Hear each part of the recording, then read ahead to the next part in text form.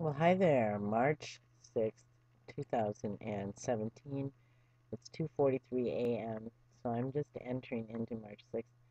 I want to show you this shadow of energy that I'm seeing injected into the atmosphere over the United States. And I am on the College of DuPage. The link will be below. What you'll see are these black lines that come from over here, and the timestamp is right down here. There's one, and then there's a big one coming up right there. Okay, let's see if we can make this go a little faster. I've got other stuff on here, so it's slowing down my computer. There we go. That's a little faster.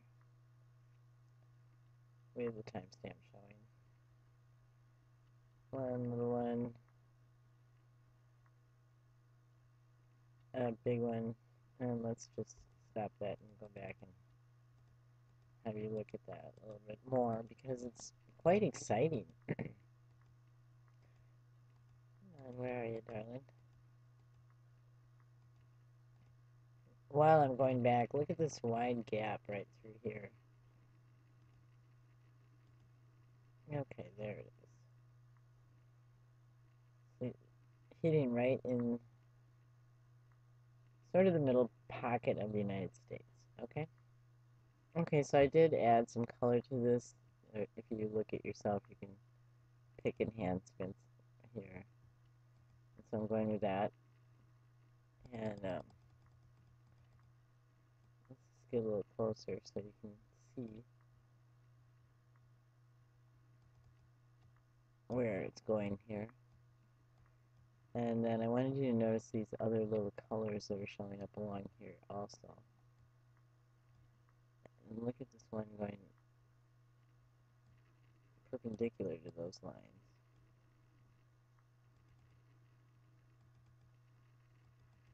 And you can see these other black little dots like extending out to here also.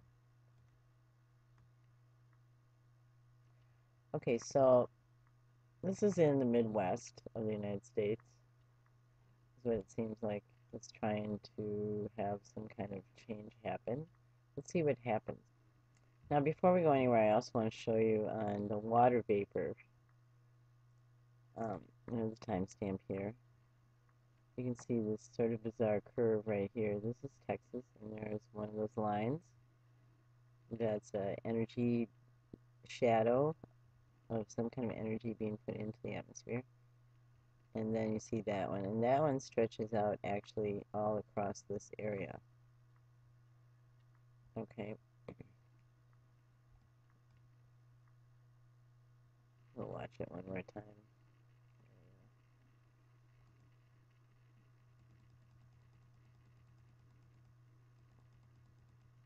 I'm just going backwards here so you can see it. Look at this huge mass there.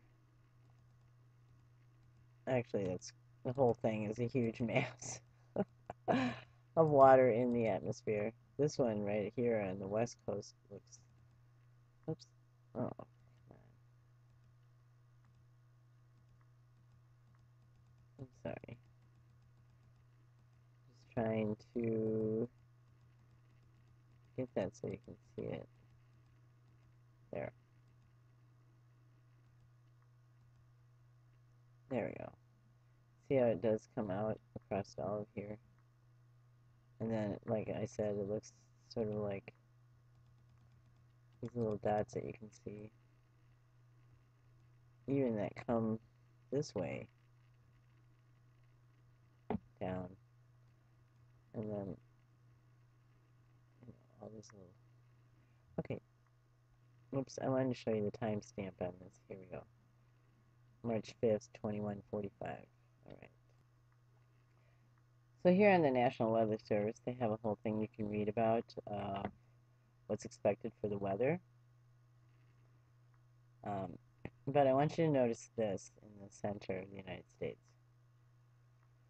The bright pink is red flag warning, which means fire. This yellow is high wind watch. It's perfect for if it's dry, high wind and fire combination. Okay, and then we have like rain expected here. This is flooding. Winter storm watches. So this is an unusual dry patch right in the center here. Seems like to me compared to what's happening everywhere else. And here is the Mid-Atlantic Weather Station page, and that's a drought page. And you can see the brown right in here. And look at this huge patch here. We could click on that, perhaps.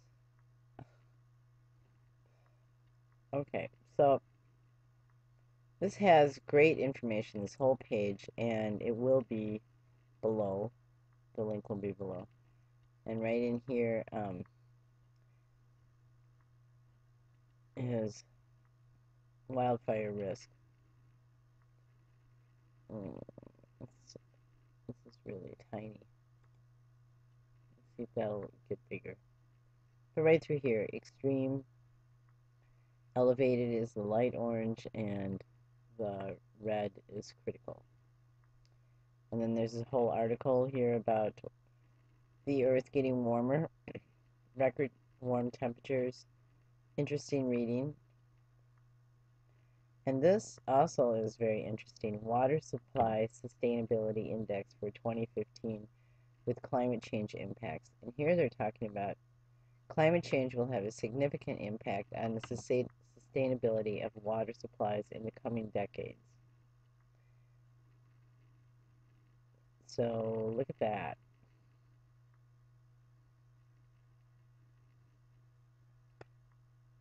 That's creepy. Okay, so let's see something else. This is a haze post. And today, grass fire threatens homes in north of Hutchinson, Kansas. And here's this picture, and here's what the title is about. Horses, grass fire. They're saying a grass fire is forcing some evacuations north of Hutchinson after burning more than 1,000 acres. And I know it doesn't seem like much of a threat. I mean, a grass fire, if you look at this, compared to a forest fire, but it can be very dangerous. The fire had burned more than 1,200 acres, and the fire was about 80% contained by Sunday afternoon. So they also evacuated some people over this. Now, I was looking at this picture, and I just happened to see that. Now, I don't know what it is. It could be a glitch. Let's look at it a little bit closer. Okay, this is a little bit closer, but the pixels are really not good. You can see the horses, 1, 2, 3, 4. These white ones really stand out. And this white tree really stands out. But as I get closer, I can't tell what that is at all.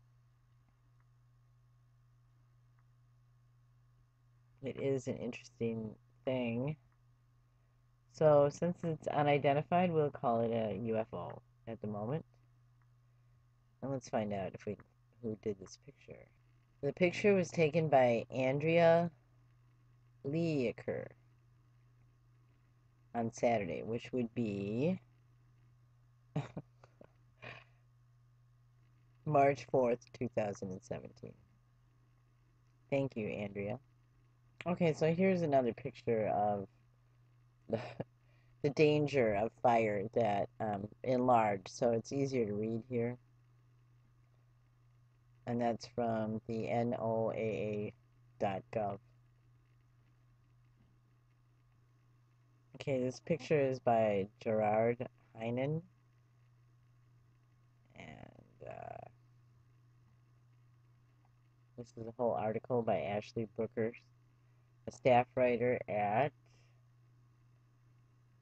the Hutchinson News. Um, okay. Courtesy of Halstead Fire.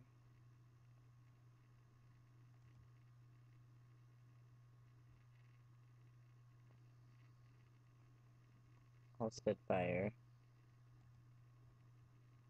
Um, I don't see much of anything there. Oh, they're showing how close the fire got to their home. There's the fire line.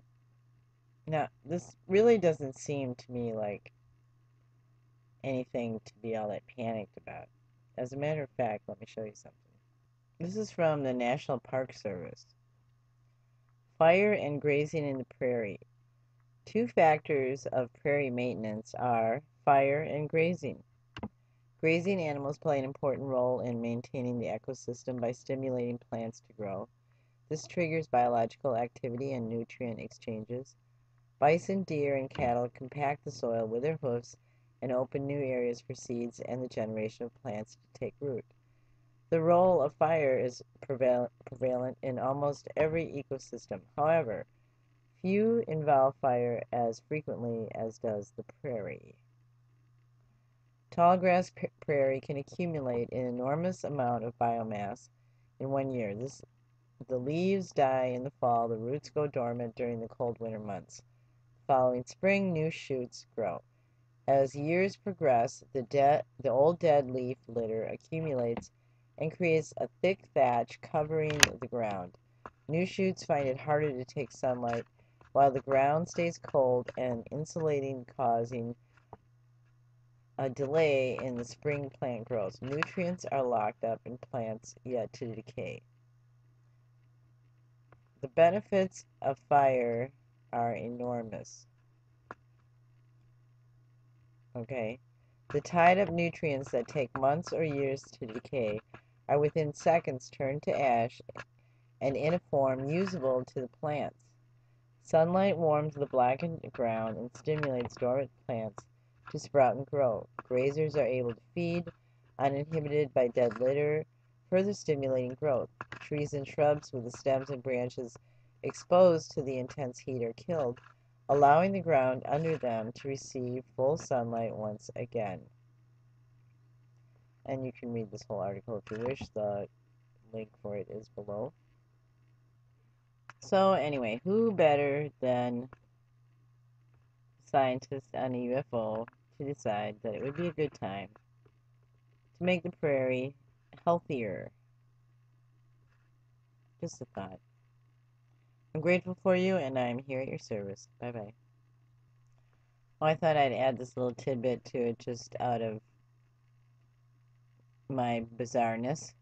About 300 Beef City workers were evacuated early this morning after a chemical spill in the... Oh, I have never seen that word before. At Albany. This is in Australia.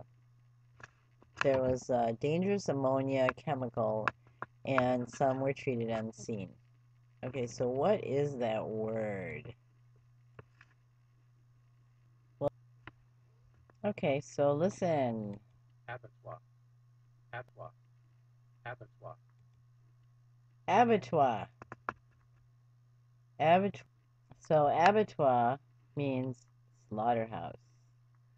So those people were working at a slaughterhouse and there was an ammonia leak.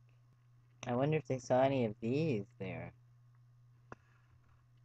And while I'm at it, I'm just going to say that on this Merriam-Webster website, there's a lot of interesting information. Words are fun. This is pretty cool. So you might want to check it out. Okay, now I'm grateful for you and I'm here at your service. Bye-bye.